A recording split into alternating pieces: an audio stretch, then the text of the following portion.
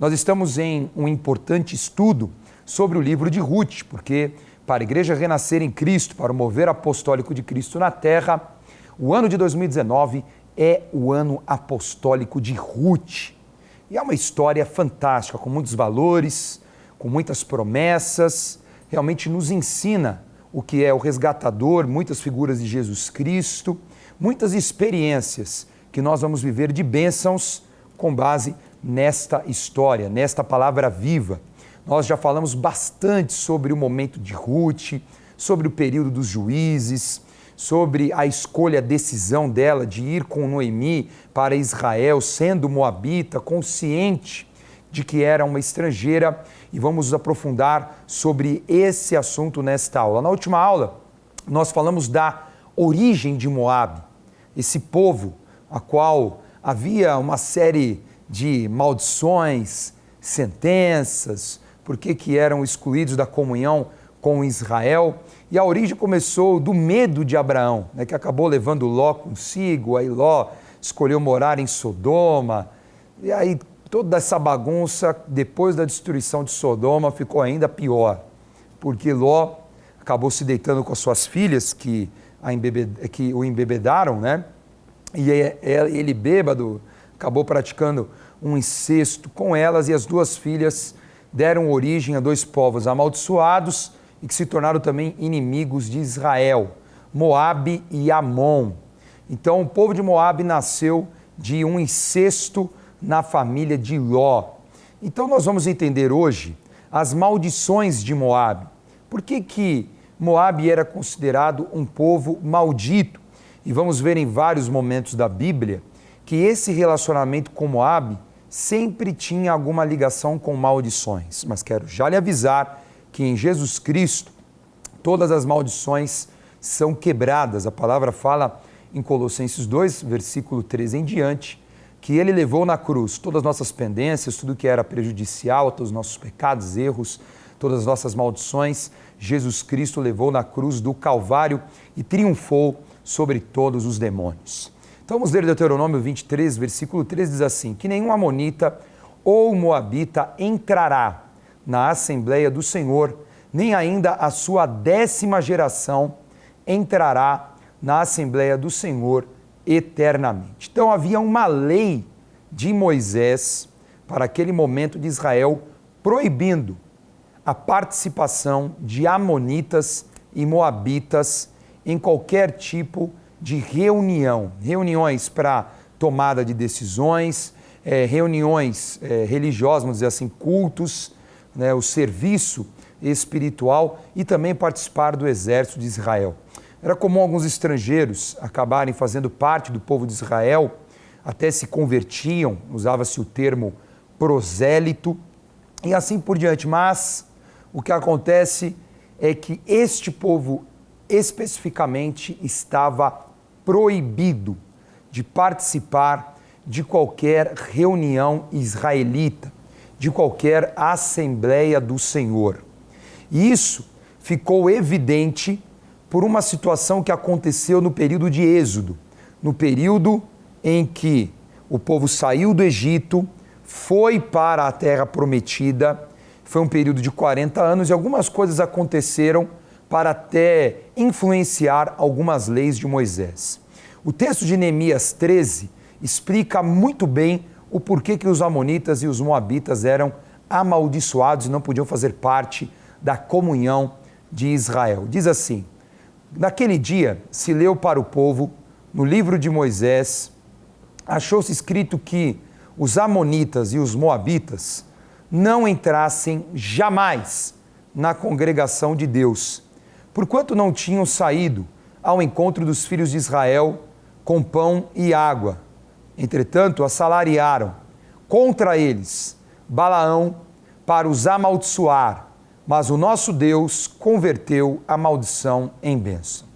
Então aqui Neemias, ele, enquanto ensina a lei de Moisés para toda aquela geração da reconstrução de Jerusalém pós-exílio, ele traz à memória a importância de não ter esse culto misto, esse relacionamento com estrangeiros e especificamente amonitas e moabitas. Lembrando que naquela época tinha um moabita muito influente, aliás, um amonita muito influente, que o nome dele era Tobias e que tinha ainda se aparentado com os sacerdotes de Israel, algo gravíssimo. E nós vemos o posicionamento firme de Neemias em cumprir a palavra de Deus. E é esta firmeza que traz santidade, limpeza e põe ordem na casa. E com a limpeza, a prosperidade. Então, o que ele está narrando no versículo 2 é o que conta em Números, capítulos 22 a 25. Um homem chamado Balaão, ele foi contratado, ele era um vidente, para amaldiçoar Israel pelo rei moabita Balaque. Só que toda vez que ele tentava amaldiçoar, ele acabava abençoando, inspirado pelo Espírito Santo de Deus. Mas isso não ficou barato, porque os moabitas, até por serem primos distantes de Israel, deveriam ter recebido com pão, com alimento depois de 40 anos de deserto, mas foi o contrário. Fizeram guerra e ainda contrataram uma pessoa para amaldiçoar. Mas nenhuma maldição tem poder contra o povo escolhido de Deus. E para a tua vida, como para Israel, só tem bênçãos. Amém? Então esse é o motivo principal. No momento em que Israel deveria ser acolhido depois de 40 anos de deserto, o que aconteceu foi o oposto, e por isso que uma lei proibindo a comunhão com os moabitas. Agora, este povo acabou ocupando aquele espaço do sul da Jordânia, que é uma terra difícil, uma terra que não é boa para plantio, muito desértica, ao lado do Mar Morto, uma terra que vem de uma depressão. Então, é uma terra muito difícil de sobrevivência. Até hoje, não é uma terra muito habitada. Jordânia não é um país fácil de se viver, ainda tem muitos beduínos, muitos mesmo, sim, pessoas que ainda preservam esta cultura porque é a única forma de sobrevivência num deserto rochoso. Então, qual era o costume dos moabitas e por isso que eram tão inimigos de Israel? De invadir a terra de Israel no tempo da colheita, logo no início do ano, que era o tempo da colheita da cevada, do trigo, eles entravam na terra de Israel para saquear. Então a palavra fala em 2 Reis 13:20, ilustrando isso, que quando Eliseu morreu, era muito comum naquele momento, e até em outras gerações também, bandos dos moabitas invadir a terra à entrada do ano, porque era a época que começava a colheita. Então, eles entravam de forma estratégica, matavam israelitas, roubavam a sua colheita, porque eles mesmos não tinham condições de plantio, porque a terra bendita era a terra de Israel. Nós sabemos que Ruth, como moabita, tinha essas maldições, ela não teria direito a nada, ela não poderia ter comunhão, ela não poderia, nas suas próximas gerações, até a 10ª, participar do exército, dos cultos, da tomada de decisões, a não ser que ela realmente fosse resgatada e que se casasse com um homem idôneo, um israelita. Mas quem queria, naquela época, casar com uma moabita consciente de tantas maldições, consciente de tudo que Moabe representava? Por isso que a história de Ruth é uma história incrível de amor e que podemos ver exatamente esta figura do resgatador em Jesus Cristo, que nos amou independente de etnia, raça, história, independente dos nossos atos. Jesus nos ama como nós somos, nos perdoa, lava nossas vestes no seu sangue e nos dá salvação e vida eterna. Então nós vemos que um sucessor, vamos dizer assim, um descendente de Ruth, o seu bisneto Davi, foi um homem consciente de que tinha que quebrar todo o elo com os moabitas. Então, segundo Samuel 8:2, diz que de tantas vitórias, tantas conquistas de Davi, ele derrotou os moabitas, ele os fez deitar em terra e os mediu 2 vezes um cordel para os matar, 1 vez um cordel para os poupar. E assim ficaram os moabitas por servos de Davi, e lhe pagavam tributo. Então esse texto mostra o domínio de Davi sobre todo o território de Moabe, sobre todos os moabitas, e quando ele conquistou Moabe, ele jogou como que sortes, né? Ele determinou ali um sistema para quem ele iria matar e quem ele iria poupar. É claro que era um momento de guerra, um momento ainda meio tribal na civilização israelita, mas para mostrar a consciência de Davi, não ter aliança com a contaminação. A lei de Moisés previa não fazer aliança com os estrangeiros naquele momento, diferente de hoje, né?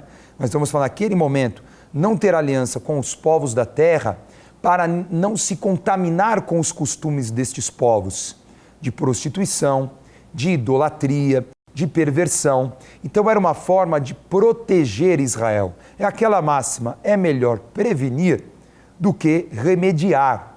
Então a lei de Moisés era para o cuidado e a preservação de um povo pelo qual Deus escolheu para trazer a redenção de todos os povos. Por isso que a promessa para Abraão era essa, que todos os povos seriam benditos por esta família.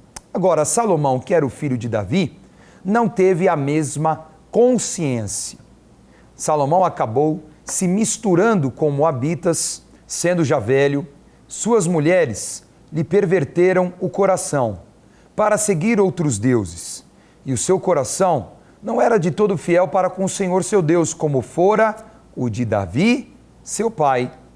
Nesse tempo edificou Salomão um santuário a Quemos, a abominação de Moabe, sobre o monte fronteiro a Jerusalém, e a Moloque, a abominação dos filhos de Amon.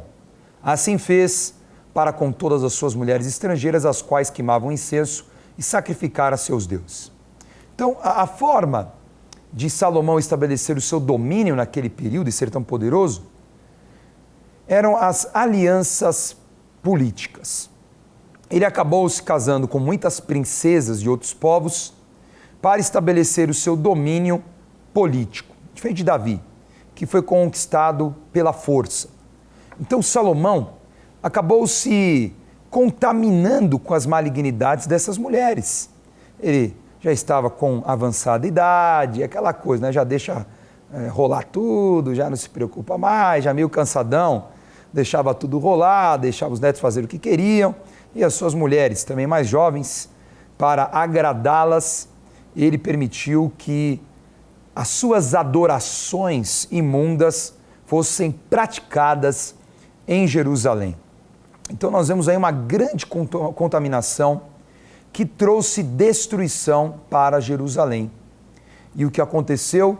Pela idolatria, pela feitiçaria, pelas prostituições, o reino de Salomão foi dividido no seu filho Roboão. Houve como que uma divisão na terra, 2 tribos ficaram com Roboão e 10 tribos ficaram com Jeroboão. Isso aconteceu como uma maldição. Onde tinha Moabe, tinha maldição. Para mostrar que as alianças com a estrangeirice, que é o termo que nós usamos técnico, acabava por produzir contaminação e divisão. Então, com tantas mulheres, 1000 mulheres, tantos relacionamentos, e tendo que cumprir as suas promessas a cada povo, ele acabou se contaminando. Aquilo que antes era a sua força, acabou sendo a sua fraqueza. Por isso que nós temos que tomar muito cuidado com as nossas escolhas. Com quem você tem aberto o teu coração?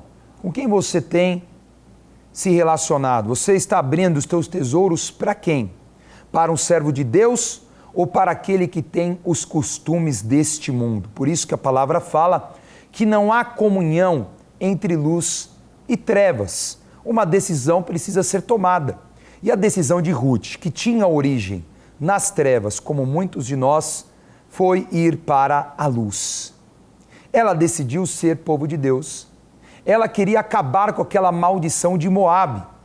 Ela queria ter a bênção do Deus verdadeiro, não de Camos ou Quemos, não de Moloque, dos seus primos distantes. Ela queria ter a bênção de Deus. Foi tão grave que que Salomão fez, que naquele período já tinham até sacrifícios de crianças, porque a adoração aos deuses de Moabe e de Amon era através do sacrifício de crianças. Então nós temos um exemplo lá em 2 Reis 3, houve uma guerra entre o reino de Israel, quando já estava dividido, que fez aliança com o reino de Judá, contra um inimigo comum que era Moabe. E o rei chamava Mesa. E esse rei que declarou guerra estava sendo derrotado e na amargura da sua derrota, tentando agradar o seu Deus, sacrificou o filho primogênito. E aquilo foi um sinal de uma maldição tão terrível que até a guerra terminou ali. Uma loucura. Quando viram aquela abominação de um sacrifício humano e ainda de um filho, eles terminaram ali a guerra. Israel não queria nem mais continuar a batalha. Tamanha a desgraça de uma maldição como aquela. Então você entendeu, onde tinha Moabe, tinha maldição. E a decisão de Ruth era, acabou isso. Qual é a tua decisão? Encerre o ciclo de maldições na tua vida. Nós vemos aí famílias que acabam produzindo maldição de geração em geração. A maldição da destruição familiar, a maldição do divórcio, a maldição do alcoolismo, a maldição das drogas, a maldição do adultério, a maldição da violência, a maldição da depressão. Você observa, passando de pai para o filho, geração a geração. Começou nos bisavós, passou para os avós, passou para os pais, passou para os filhos. Mas o sangue de Jesus tem poder para quebrar toda a maldição. Por isso, vai para a igreja, procure o pastor, faça uma cura interior e libertação e se determine a quebrar o ciclo de maldições na sua família. Quem se determinou a isso? No reino dividido? Um homem chamado Josias. E olha que ele já era a 17ª geração após Salomão, hein? 17ª geração. Ele tomou uma decisão de quebrar as maldições de Moabe em Jerusalém. A palavra de Deus diz assim, em 2 Reis 23:13, que o rei Josias profanou dos altos que estavam defronte de Jerusalém, à mão direita do monte da destruição, dos quais edificara Salomão, rei de Israel, para Astarote, deusa dos Sidônios, e para Quemos, abominação dos Moabitas, e para Milcom, abominação dos filhos de Amon. Então imagine, Josias foi o último rei santo do reino de Judá. O reino de Israel naquele momento já estava destruído, as 10 tribos do norte destruídas. Agora, tinha sobrado o reino de Judá, que já estava sob uma maldição de destruição por causa dos pecados de Manassés. Foi um rei terrível e que adorou com o sacrifício dos seus filhos a deuses estrangeiros. Josias tomou uma decisão. Na geração dele, eu quero quebrar as maldições. Depois de 17 gerações, ele se determinou a quebrar todas as ligações com os amonitas e os moabitas. Limpar Jerusalém para que no futuro houvesse a reconstrução daquela cidade. Olha que posicionamento maravilhoso. E olha o que nos ensina, uma decisão que vai abençoar o nosso futuro e os nossos filhos. E quero lhe dizer, com toda a certeza, tome uma decisão de fazer uma aliança com Deus, definitiva. Acabou o mundo, acabaram as trevas, por amor aos seus filhos. Eu vejo como pais que se desviaram, que não são bons exemplos nas suas casas, que brigam na frente dos filhos, que ignoram o ensino bíblico, que dão mau exemplo, estão sacrificando os seus filhos espiritualmente. Talvez não aconteça naquele momento mal sobre os seus filhos, mas e no futuro? Por isso, tudo que acontece na terra, primeiro acontece aonde? Nos céus. E a minha exortação A minha lição agora nesta aula é: não sacrifique os seus filhos. Não sacrifique o teu futuro. Tome o posicionamento espiritual, volta para a igreja, seja santo, firme, restaure o teu ministério, seja um bom exemplo e você vai garantir um futuro maravilhoso para os seus filhos e para as próximas gerações. Esta era a preocupação de Neemias, que depois que reconstruiu, depois que trouxe Jerusalém à vida, ele viu que espiritualmente os judeus estavam muito comprometidos com as malignidades estrangeiras. Por isso, lá em Neemias 13:23, olha o posicionamento de Neemias. Vi também naqueles dias que judeus haviam casado com mulheres, asdoditas, amonitas e moabitas. Os seus filhos falavam meio asdodita e não sabiam falar judaico, mas a língua de seu respectivo povo. Contendi com eles e os amaldiçoei, espanquei alguns deles, lhes arranquei os cabelos e os conjurei por Deus, dizendo: não dareis mais vossas filhas a esses seus filhos, e não tomareis mais suas filhas, nem para os vossos filhos, nem para vós mesmos. Não pecou nisto Salomão, rei de Israel? Todavia, entre muitas nações não havia rei semelhante a ele, e ele era amado do seu Deus, e Deus o constituiu rei sobre todo Israel. Não obstante isso, as mulheres estrangeiras o fizeram cair no pecado. Neemias foi radical, decisivo, cortou, falou: acabou. Nós não podemos continuar com a contaminação no nosso povo querido. Bispo, como se aplica essa realidade, esta lei espiritual ainda tribal, de não se misturar com o estrangeiro, que não é a nossa realidade? Isso, né, pode até conotar uma xenofobia. Tá? Não é essa a vontade de Deus hoje, que você não se relacione com o estrangeiro, que você não venha a se casar com o estrangeiro. Não é isso. Mas o que representa para a nova aliança em Jesus Cristo os estrangeiros, a contaminação dos estrangeiros no Antigo Testamento? Simples. Contaminação mundana, contaminação profana. Então, não faça aliança espiritual com aquele que não teme a Deus. Não abra os seus tesouros para aquele que não crê em Jesus Cristo. Não permita que entre na tua casa idolatria, feitiçaria, filosofias que estão contra a verdade da palavra de Deus. É simples.